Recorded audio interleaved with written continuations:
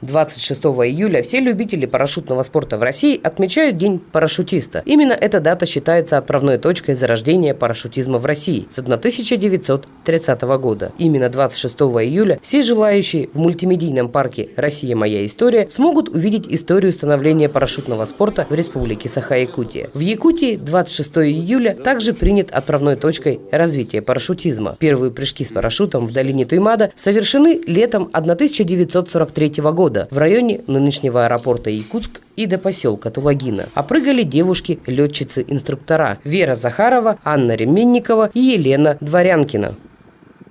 В этот день мы расскажем о развитии парашютного спорта в нашей республике, о том, какие профессии связаны с этим экстремальным видом спорта. В этот день парашютисты Федерации парашютного спорта на этой площадке проведут показательные выступления, прыжки с парашютом.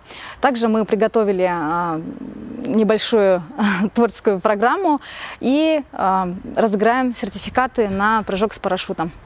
26 июля вас ждет исторический парк «Россия. Моя история».